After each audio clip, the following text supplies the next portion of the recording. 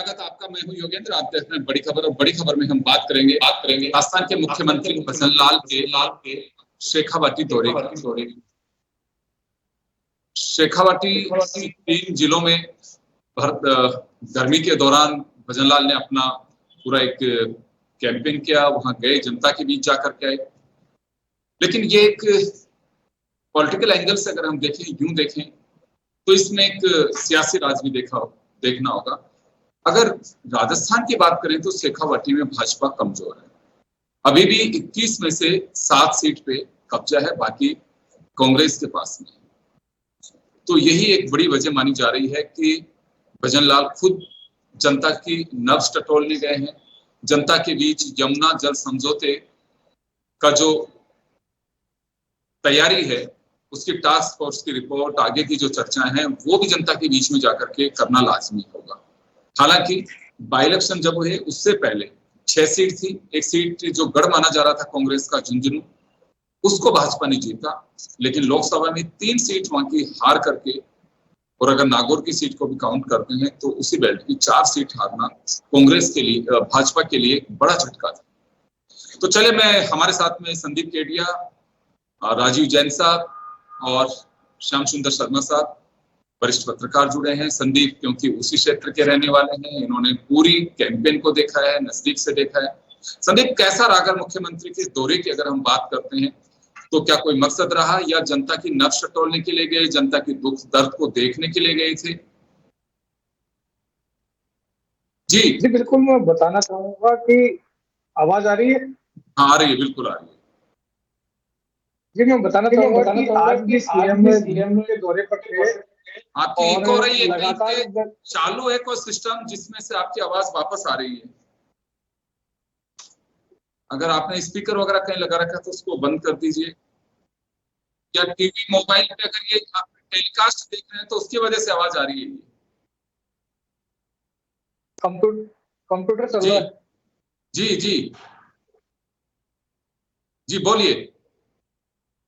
जी, मैं बताना चाहूंगा कि सीएम आज भी झुंझुनू के दौरे पर थे और कल भी पूरे दिन उन्होंने करीब 8 सभाओं को संबोधित किया था। और हम उद्देश्य की बात करें तो कहीं ना कहीं जो यमुना जल जो समझौता हुआ था, और यमुना का जो पानी है जो शेखावाटी में आना है, उसे लेकर अंतिम जो चरण में डीपीआर तैयार होनी है, वो चल रहा है। तो सीएम एक बार कार्यकर्ताओं में जोश भरने और कांग्रेस को मुख्य रूप से जवाब देने के लिए यहाँ पर आए थे।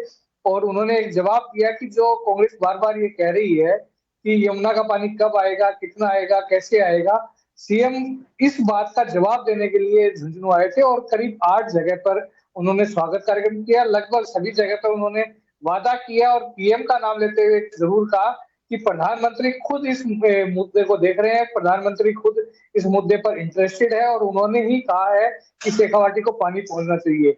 हमने जैसे देखा कि ईआरसीपी जो योजना थी उसको अब धरातल पे लाए हैं, तो अब दूसरा जो मुद्दा है पानी का, वो अब यमुना का ही है। बार बार मुख्यमंत्री ने भी अपने भाषण में जिक्र किया था कि ईआरसीपी उनका पहला जो था वो प्राथमिकता थी, और अब यमुना दूसरी प्राथमिकता है। तो हम मान सकते हैं कि आने वाले 1 या 2 महीने में इसके शिलान्यास का कार्यक्रम है। और जैसे ईआरसीपी का शिलान्यास करने प्रधानमंत्री को बुलाया गया था, उसी तरह यमुना जल का जो शिलान्यास कार्यक्रम होगा उसमें भी प्रधानमंत्री आ सकते हैं। तो कुल मिलाकर कार्यकर्ताओं में जोश बढ़ने और कांग्रेस को जवाब देने के लिए मुख्यमंत्री का ये दौरा था। जी जी, श्याम जी, आपके पास में आना चाहूंगा। इस दौरे को आप किस तरह से देखते हैं? क्योंकि संभाग का पूरा दौरा किया है सीएम ने, खासकर शेखावाटी के 3 जिलों को नापा है उन्होंने। देखिए योगेंद्र जी, निश्चित तौर पर जिस तरह से भाजपा की स्थिति कमजोर है शेखावाटी क्षेत्र में, आपने सही कहा कि जब 21 पे बाकी लोग हैं और 7, वो भी 7 अभी एक और बड़ी है, पहले तो 6 ही थे।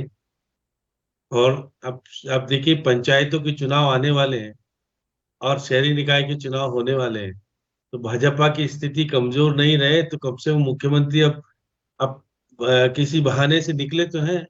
अब उन्होंने प्लानिंग में जाकर के समीक्षा बैठक कर डाली समझौते को लेकर के। चाहे भले ही हरियाणा से चीफ इंजीनियर ही आए हैं उसमें, और कह दिया कि 19,000 की डीपीआर बनेगी, क्या होगा। देखिए डीपीआर से हो रही है अब, लेकिन ये पानी 12 महीने तो आने वाला नहीं है, क्योंकि हरियाणा ले लेगा, उसके बाद जो बचेगा 40% वो आपको मिलेगा। तो ऐसी स्थिति में निश्चित तौर पर कहना तो अच्छा है कि यमुना का पानी हम लेके देखिएगा कि हर राजनीतिक व्यक्ति चाहता है कि उसकी उपलब्धि के माध्यम से उसे वोट मिले। वो उपलब्धि वोट मिलते ही नहीं मिलते वो बात अलग है। बार बार देखिएगा गोविंद सिंह डोटासरा ने बहुत सारे सवाल भी किए हैं, मुख्यमंत्री जा रहे थे, और मुख्यमंत्री जी का दौरा सीकर में जिस प्रकार से रहा, लक्ष्मणगढ़ में भी गए और खंडेला में भी गए और बाकी जगह श्री माधोपुर में भी गए, और देखिएगा मंत्री जो साथ, बाकी लोग तो जिस तरह की स्थितियां बनी हुई है, तो देखिए वो यमुना जल समझौते को ही बार बार उठा रहे हैं कि भाई हम यमुना जल समझौते को लेकर के आ जाएंगे। देखिए हाँ, अच्छी बात है। जिस तरह से प्रधानमंत्री को श्रेय इसलिए देना चाहते हैं कि अगर प्रधानमंत्री को श्रेय नहीं देंगे तो पैसा आएगा कहाँ से? पैसा तो वहीं से आना है जहां तक है। अब देखिए निश्चित तौर पे जिस प्रकार से बार बार जो कह रहे हैं कि पहली प्राथमिकता तो वो आप देखिएगा कि ईआरसीबी का नाम नया हो ही गया, राम जल सेतु परियोजना।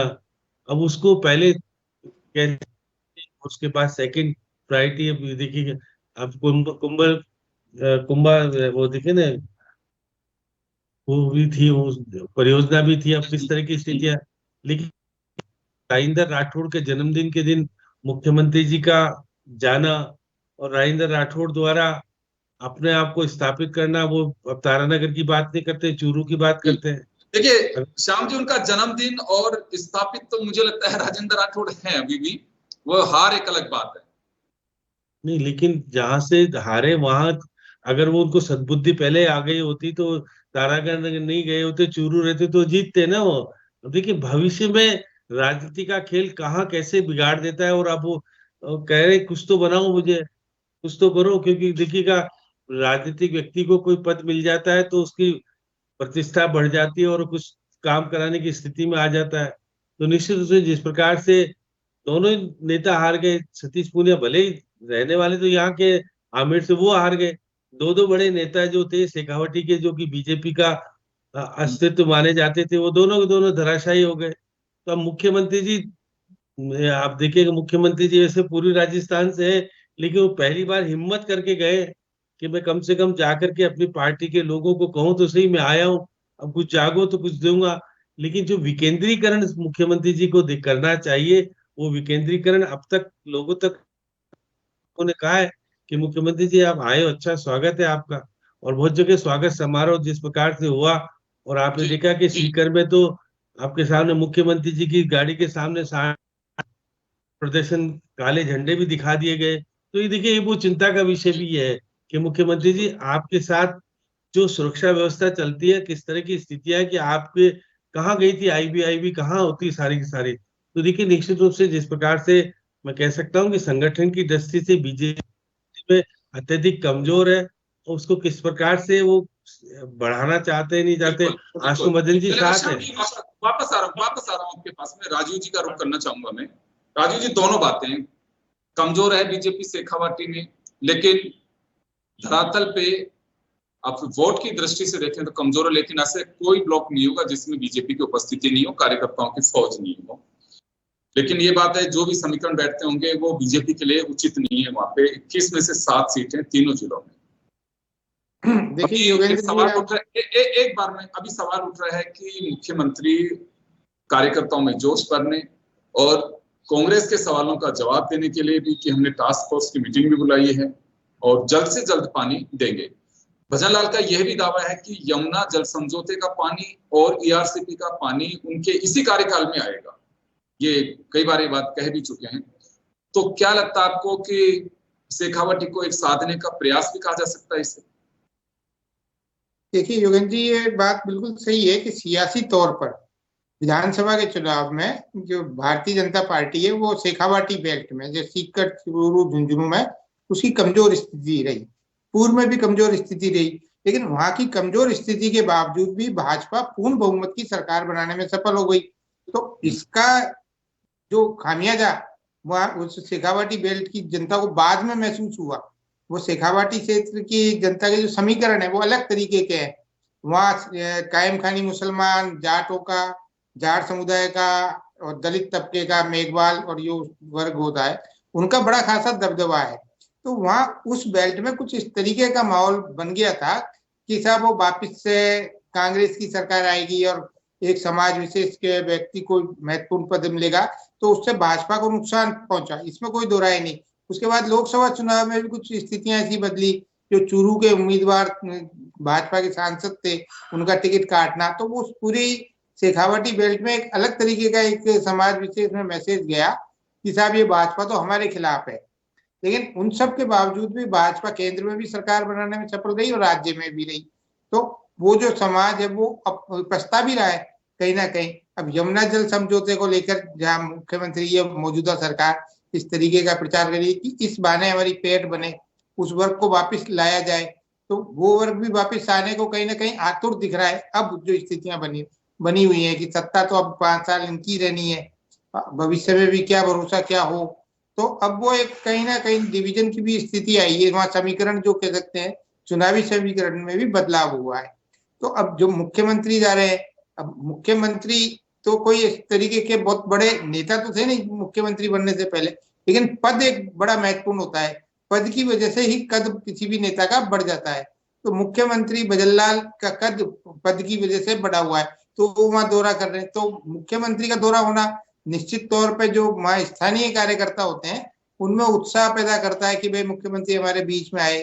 वहां के जो पूर्व में जो उम्मीदवार रहे होंगे, जो हार गए चुनाव, उनको भी कहीं संबल मिला होगा।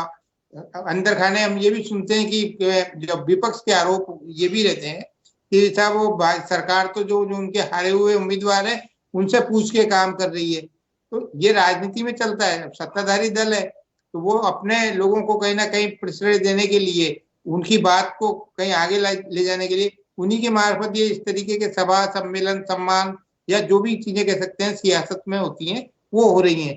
तो उनका सबके पीछे है कि भाई उस बेल्ट की सबसे बड़ी एक जो डिमांड थी कि यमुना जल का पानी नहीं आ पाया, वो पानी नहीं आ पाया। वहां के दिग्गज नेता भी रहे, सीसरा मोला जैसे नेता जो झुंझुनू के सांसद केंद्र में मंत्री रहे, वो हमेशा वादा करते थे।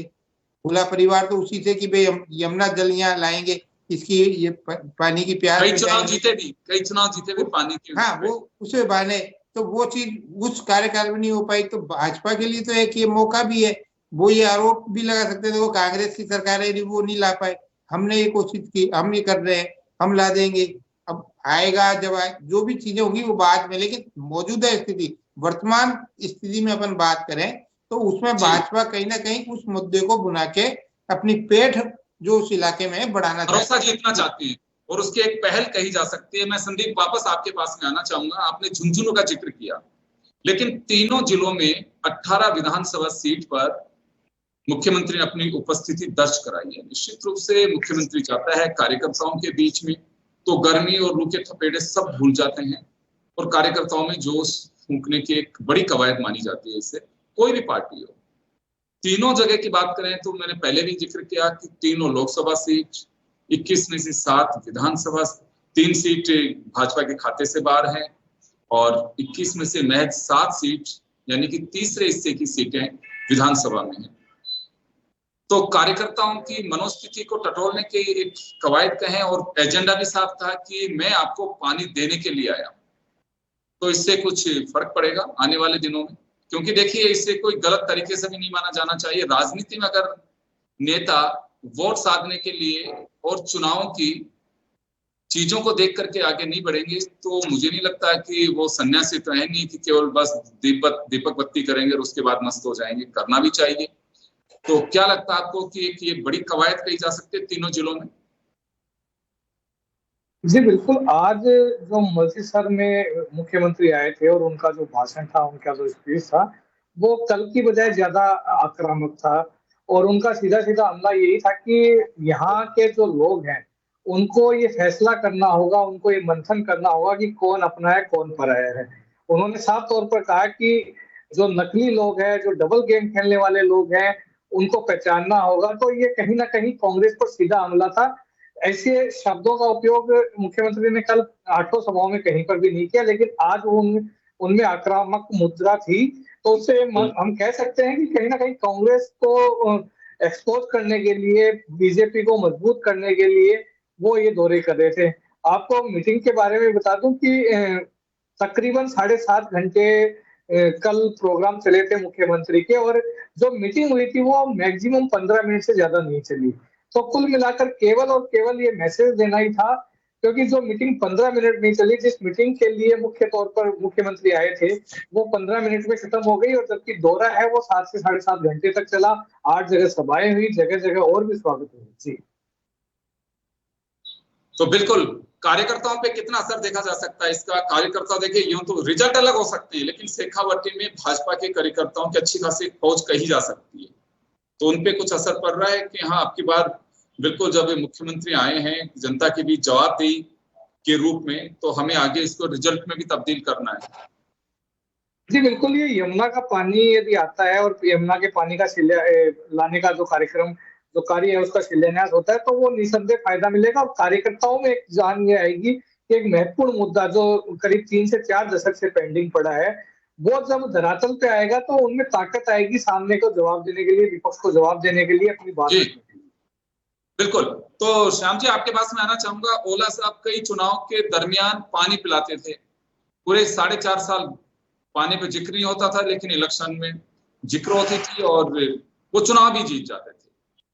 अभी भजनलाल चुनाव से पहले बात कर रहे हैं कि पानी आऊंगा इसी कार्यकाल में आऊंगा। तो अगर पानी वास्तव में पहुंच जाता है समय के साथ में, तो ये मानी जा सकती है कि शेखावाटी की भौगोलिक तस्वीर तो बदलेगी ही, उसके साथ ही बीजेपी की तकदीर भी बदल सकती है वहां से सीटों में। देखिए, निश्चित रूप से अगर उपलब्धि प्राप्त हो जाती है, यमुना का पानी ला पाने में सफल हो जाते, का पानी आएगा वो भी 40% आएगा।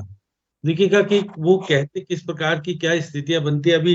अभी तो डीपीआर बनने के बाद किस तरह की स्थितियां बनेगी वो तो बात, लोगों को विश्वास तो मुख्यमंत्री में होता ही है कि मुख्यमंत्री कह रहा है तो कुछ तो होगा, इसलिए पहले तो समझौता जिस तरह का होना चाहिए था नहीं हो पाया। सार्वजनिक रूप से करने की मांग अगर कांग्रेस कर रही है, इसमें क्या है वो क्यों नहीं खुलासा कर पा रहे हैं? लेकिन देखिए, प्रारंभिक तौर पे जब 2 जिलों का दौरा किया था, अब देखिएगा पहले 2 दिन में तो संगठन के अध्यक्ष गए ही नहीं। आज संगठन के अध्यक्ष साथ में, उससे पहले संगठन के अध्यक्ष नहीं थे साथ, क्योंकि सरकार के लोग ही थे और सरकार की तरीके से गए थे। अब मैं कह सकता हूँ कि मुख्यमंत्री जी जो कह रहे हैं, अब देखिए लोगों ने विधानसभा के चुनाव में तो विश्वास किया नहीं, जो जो स्थिति है बीजेपी को केवल 6 मिली थी, अब 6 भी रही है और सारी बातें। और जो कुछ लोकसभा के चुनाव में भी आपने देखा, एक भी बीजेपी का सांसद जीतने की स्थिति में नहीं आ पाया। भले कांग्रेस ने राम को जिता दिया सीकर से, और देखिए इस प्रकार से राहुल कसवार जो बीजेपी के थे वो कांग्रेस के हो गए, और विजेंद्र ओला निश्चित रूप से जीत गए। उनके पुत्र भले ही हार गया चुनाव, लेकिन वो खुद तो चुनाव जीत गए। तो ये निश्चित रूप से देखिए, पंचायतों के चुनाव में भाजपा की स्थिति को सुधारने के लिए वो चाहते हैं कि भाई भाजपा कम से कम चुनाव में जब हो तो हम धरातल पर बीजेपी को वापस से स्थापित कर सके, या शहरी निकाय के चुनाव हो तो बीजेपी किस प्रकार से जीते। जिला प्रमुखों के चुनाव में अहम भूमिका होती है। देखिए, आने वाले चुनाव में यदि भाजपा, मुख्यमंत्री जी के जो वादे हैं और जो कुछ देखिएगा, उन्होंने जन सुनवाई, हर जगह जन सुनवाई भी की, लोगों से जुड़ाव करने की कोशिश की कि भाई मैं जी बिल्कुल आप सही कह रहे हैं, क्योंकि यही एक जनता से जुड़ाव की एक माध्यम भी होता है। आप अगर क्या कर रहे हैं जनता के बीच जाना चाहिए, समाचार पत्रों या आपके मंत्रियों के जरिए या विधायकों के जरिए पता चलता है, लेकिन मुख्यमंत्री खुद जाकर के अगर कमिटमेंट करती हैं तो उसका एक अलग बात होती है।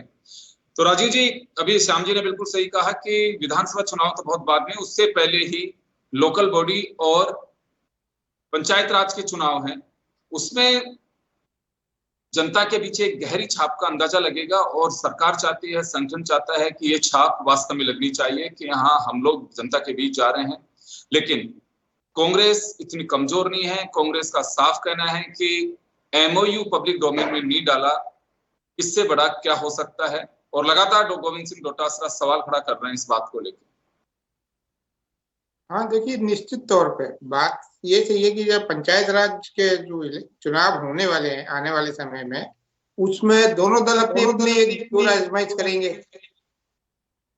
और ये भी एक तय बात है कि जिसकी सत्ता होती है उसका एज रहता है स्थानीय निकायों के चुनावों में, इसमें भी कोई दो राय नहीं, क्योंकि भाजपा के पास कई मुद्दे रहते हैं, सरकार रहती है, तो स्थानीय स्तर पर भी जो जनप्रतिनिधि चुने जाते हैं तो वहां की जनता का भी ये रहता है कि भाई सत्ताधारी दल को का रहेगा तो शायद ज्यादा फायदा मिले। लेकिन कई बार उलट स्थिति भी हो जाती है यदि संगठन मजबूत नहीं हो तो। लेकिन आपने जैसे पूर्व में भी कहा कि भाजपा ने संगठन तो अपना बहुत फैला लिया वहां, लेकिन जो एक चुनावी समीकरण होते हैं उसमें कहीं ना कहीं वो विधानसभा और लोकसभा के चुनाव में फेल हो गई, उसके समीकरण कहीं कारगर नहीं बैठ पाए, वो कुछ जो वर्ग विशेष होते हैं उनको कहीं साध नहीं पाए, उनमें भरोसा नहीं जता पाए।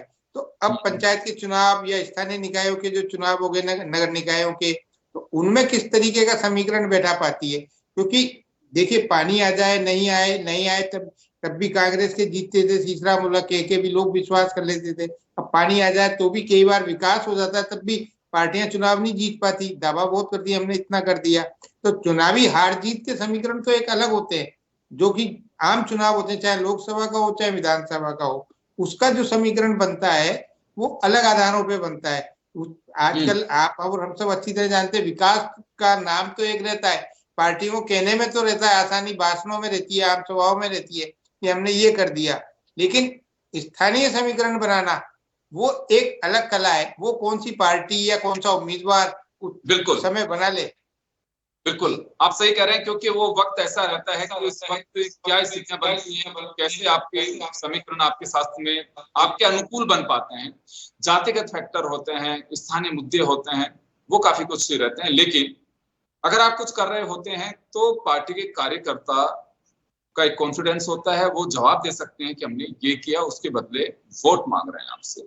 खैर लंबा है समय, लेकिन ये कवायद मुख्यमंत्री की दोनों ही तरह से कही जा सकती है कि इसके अपने सियासी मायने भी हैं, जिसे खारिज भी नहीं किया जा सकता। और संगठन के बीच में जाना, जनता के बीच में जाना, अधिकारियों को वहां पे बुलाना, ये भी एक बड़ी कवायद है। हालांकि पहली मर्तबा ऐसा नहीं हो रहा है, संभाग के दौरे दूसरे मुख्यमंत्री भी कर चुके हैं, लेकिन तपती दोपहरी में इस तरह का दौरा भजनलाल के कार्यकाल का एक पहला दौरा माना जा सकता है। और अब वो कितना रंग जमा पाएगा ये देखने वाली बात है, लेकिन कोशिश बड़ी अच्छी तरीके से और एक सलीके के साथ में की गई है। तो फिर कहूंगा कि अब रिजल्ट क्या आएगा ये देखने वाली बात होगी। आप सभी का बहुत बहुत शुक्रिया। बड़ी खबर में बनाई, देखिए।